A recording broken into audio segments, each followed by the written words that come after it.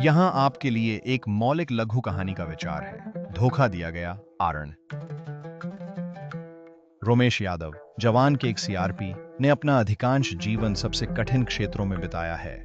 कश्मीर, छत्तीसगढ़, पूर्वोत्तर। उनके लिए बलिदान दिनचर्या थी।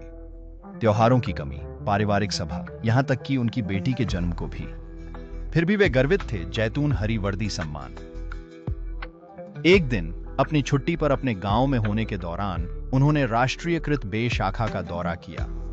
बैंक प्रबंधक ने उनका असामान्य गर्मजोशी से स्वागत किया। सर, आपके जैसे सैनिकों के लिए हमारे पास ऋण योजना है। कम ब्याज दर, कोई प्रोसेसिंग शुल्क नहीं। आप अपने परिवार के लिए आसानी से घर बना सकते हैं। इन शब्दों ने रमेश के दिल को पिघला दिया। उनका मिट्टी का घर हर मानसून में रिश्ता था। पत्नी बच्चों के लिए उचित कमरा होने की बात करती थी, प्रबंधन पर भरोसा रखती। कागजातों पर ज्यादा पढ़े बिना हस्ताक्षर किए जा सकते थे। आखिरकार क्या यह सैनिकों के लिए योजना नहीं थी? महीनों बाद जब उनके वेतन खाते में भारी कटौती दिखाई दी, वास्तविकता कम ब्याज दर दरअसल बाजार में दोगुनी दर थी।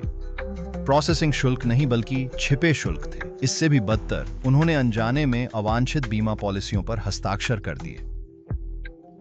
रमेश ने धोखा महसूस किया। उसने घातों और जंगलों का सामना किया था, लेकिन एक बे में घात लगने की कभी कल्पना नहीं की थी। उसके साथ ही जवान कटुता से हंसते थे।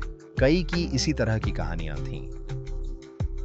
गुस्से में उसने बैंक उपभोक्ता शिकायत अधिकारी के पास दर्ज की। उन्होंने उच्च अधिकारियों को लिखा और यहां तक कि एक स्थानीय पत्रकार से भी बात की। मामला ध्यान आकर्षित करने से सुर्खियां चिल्लाईं। सीआरपीएफ जवान ऋण योजनाओं में ठगे गए। जनता का क्रोध बढ़ा। बैंक को अतिरिक्त पैसे वापस करने के लिए मजबूर होना पड़ा। प्रबंधक को निलंबित कर दिया गया और योजना को पारदर्शी ढंग से पुनर्गठित किया गया।